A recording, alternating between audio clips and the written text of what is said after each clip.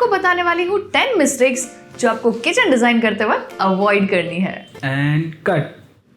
हो गया इंट्रो? हाँ। इतना छोटा? शुरू होते ही खत्म हो गया यार।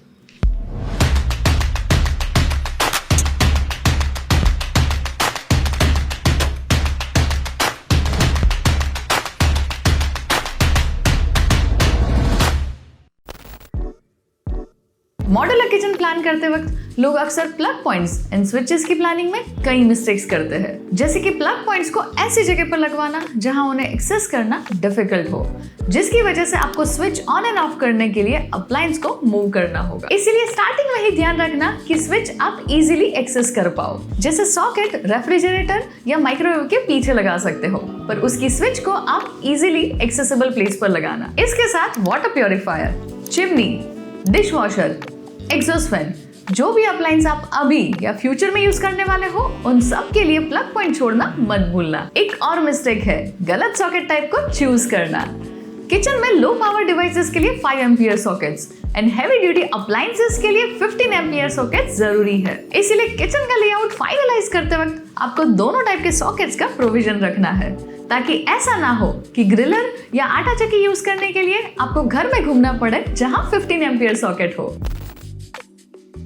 मॉड्यूलर किचन बनवाते वक्त हम सब लोग फैंसी पुल आउट्स, टॉल यूनिट्स या बॉटल रैक से ज्यादा इंप्रेस होते हैं, पर आपके करंट यूटेंसिल्स उसमें अच्छे से अकोमोडेट हो सके वो ज्यादा इंपॉर्टेंट है। आपके पास डिफरेंट साइजेस के प्रेशर कुकर, कढ़ाई या स्टोरेज जार्स होंगे जो कभी कभी ड्रॉवर्स या कैबिनेट में फिट नहीं होंगे। इसीलिए आपके पास जो एग्जिस्टिंग एक्सेसरीज है या आप लेने वाले हो, उसके अकॉर्डिंग टैंडम ड्रॉवर्स या कैबिनेट की साइज डिसाइड करें। तो किचन बनाने से पहले ही इस बात का ध्यान जरूर रखना, क्योंकि जब आपके जार स्टोरेज यूनिट में परफेक्टली फिट होंगे तब आप बोलोगे कि थैंक गॉड ये एकता ने पहले से ही बता दिया था। किचन में स्मूथ वर्कफ्लो 3 चीजों पर डिपेंड करता है: सिंक, स्टव और रेफ्रिजरेटर का प्लेसमेंट और उनके बीच का डिस्टेंस। इसलिए किचन वर्क ट्रायंगल को फॉलो करना जरूरी है। अब आप पूछोगे कि एकता किचन वर्क ट्रायंगल होता क्या है? तो आइडियल किचन वर्क ट्रायंगल का मतलब ये नहीं है कि ये तीनों के बीच में एक्चुअल में ट्रायंगल शेप हो, बस ये 3 जोन्स के बीच में इजी एक्सेस के लिए मैंडेटरी डिस्टेंस होना जरूरी है। मैं क्विकली बता देती हूँ कि डिफरेंट किचन लेआउट में ये वर्क ट्रायंगल कैसे सेट कर सकते हैं। फर्स्ट इज स्ट्रेट और single galley kitchen. Second is L shaped kitchen. Third is parallel और galley kitchens. Fourth is U-shaped kitchens. And the fifth is island kitchen. अब एक और बात, अगर आपको लेआउट, मटेरियल या कलर कॉम्बिनेशन से लेके कोई भी कंफ्यूजन है तो आप मुझसे पूछ सकते हो एक 1-to-1 वीडियो कॉल पर, जिसकी लिंक आपको डिस्क्रिप्शन में मिल जाएगी। किचन डिजाइन करते वक्त सिंक, डिशवॉशर या आरओ के प्लम्बिंग पॉइंट्स में कुछ गलती की तो उसे ठीक करवाना बहुत मुश्किल होगा। इसलिए सारे अप्लायंसेस जिनमें इनलेट एंड आउटलेट की जरूरत हो उन्हें प्रॉपर्ली प्रोवाइड करें। स्पेशली ओवरहेड आरओ और वॉश एरिया में वॉशिंग मशीन के लिए इनलेट्स एंड आउटलेट्स प्लान करें, वरना आपको आगे जाके जुगाड़ करना पड़ेगा। अगर आप थोड़ा ज्यादा स्पेंड कर सकते हो तो मैं आपको सजेस्ट करूंगी आप अंडर काउंटर आरओ ले, जिसका टाइप आपको किचन सिंक में ही मिल जाएगा। और मोस्ट इंपॉर्टेंट, वाटरफॉल सिंक दिखने में बहुत अच्छा होता है और फंक्शनल भी है, पर वो प्रेशर पंप के बिना वर्क नहीं करेगा और उसकी लॉन्ग लाइफ के लिए वाटर सॉफ्टनर भी मैंडेटरी है। नोट कर लो, वरना आप बोलोगे एकता आपने बताया नहीं। मटेरियल्स को सिर्फ लुक के बेसिस पर चूज करना और ड्यूरेबिलिटी को इग्नोर कर देना क्या सही होगा? नहीं। प्लाईवुड सेलेक्ट करते वक्त पैसे बचाने मत जाना, क्योंकि टर्माइट या मोल्डिंग की प्रॉब्लम हुई तो आपका अच्छे से अच्छा बनाया हुआ किचन भी खराब हो सकता है। तो ऑलवेज गो फॉर BWR या BWP ग्रेड प्लाईवुड और HDHMR। अगर हार्ड वाटर का इश्यू है तो ग्रेनाइट सिंक लॉन्ग रन में खराब हो सकता है। और किचन बैकस्प्लैश के लिए पोरस या टेक्सचर्ड फिनिश मटेरियल लेना भी गलती होगी, क्योंकि इन्हें क्लीन करना मुश्किल होता है। बैकस्प्लैश के लिए ऑलवेज चूज ग्लॉसी और नॉन पोरस मटेरियल। और लोगों की तरह आप भी किचन में स्कर्टिंग लगवाना मत भूलना। किचन में काम करते वक्त पैर रखने के लिए प्रॉपर स्पेस चाहिए, वरना टो कैबिनेट को टच होगा।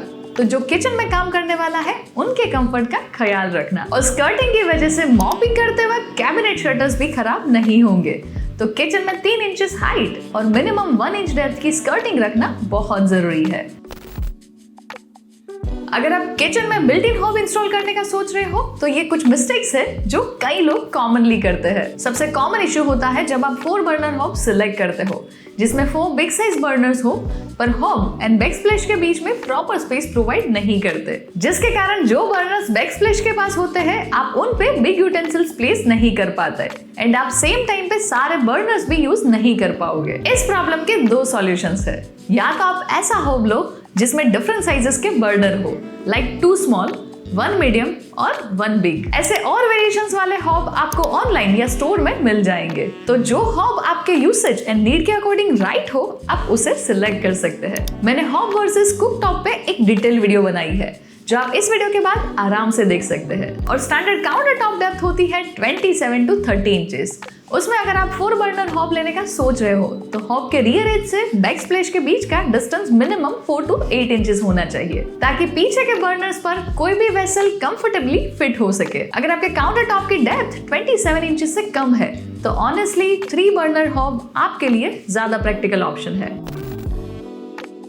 अब किचन एक हाई यूसेज एरिया है तो कई लोग सोचते हैं कि कूल व्हाइट लाइट को सीलिंग में यूज कर लिया and kitchen lighting is done. पर किचन में जब आप काउंटर टॉप पे कोई भी काम करते हो तो ओवरहेड कैबिनेट्स और आपके खुद के शेडोज के कारण कई बार प्रॉपर लाइटिंग नहीं मिल पाती। इसीलिए किचन डिजाइन करते वक्त अंडर कैबिनेट लाइटिंग जरूर रखना और डिजाइनिंग के टाइम भी वायरिंग का प्रोविजन भी कर देना। लाइटिंग को लेकर आपको कौन सी मिस्टेक्स अवॉइड करनी है उसकी एक डिटेल वीडियो आपको चैनल पर मिल जाएगी।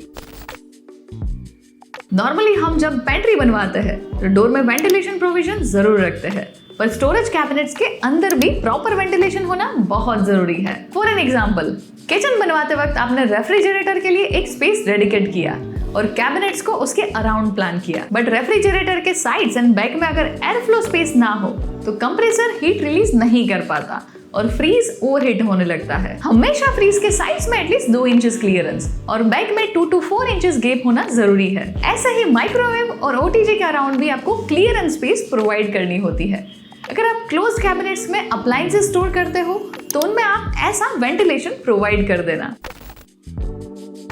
नेक्स्ट मिस्टेक है सिंक का लेवल काउंटर टॉप के अबोव रखना, जिसके कारण जब भी स्लैब पे पानी गिरता है तो उसे वाइप करने के बाद भी कॉर्नर्स में वो कलेक्ट हो जाता है। इसलिए या तो आप फ्लश माउंट वाला सिंक लेना या फिर रिसेस सिंक ले रहे हो तो काउंटर टॉप एंड सिंक का लेवल सेम हो सके उसका ध्यान रखना ताकि जो भी वाटर स्पिल हो वो इजीली ड्रेन हो सके। एक और बात जो मैंडेटरी नहीं है पर अगर आप करवा सको तो अच्छा होगा, आपको अपने काउंटर टॉप को सिंक की तरफ जेंटल स्लोप देना है ताकि जब भी पानी गिरे तो वो नेचुरली ही सिंक की तरफ फ्लो हो। सिंक आपको कैसा लेना है और क्या क्या ऑप्शंस अवेलेबल है इसकी सारी डिटेल्स मैंने इस वीडियो में शेयर की है, तो इसके बाद उसे आराम से देख लेना। इस वीडियो में जो हमने बात की वो मिस्टेक्स ओवर द टाइम एक ह्यूज डिफरेंस क्रिएट कर सकती है, तो उसे प्लीज अवॉइड करना। तो अगर इस वीडियो से मैं आपकी किचन के लिए राइट डिसीजंस लेने में थोड़ी सी भी हेल्प कर पाई हूँ तो इस वीडियो को लाइक जरूर कर देना, अपने फ्रेंड्स एंड फैमिली के साथ शेयर कर देना और ऐसी इंटीरियर डिजाइन वीडियोस के लिए चैनल को सब्सक्राइब करके बेल आइकन प्रेस करना मत भूलना। ये है हमारी कुछ प्रीवियस वीडियोस जो आपको अपने स्पेस का इंटीरियर डिजाइन करने में बहुत हेल्प करेगी।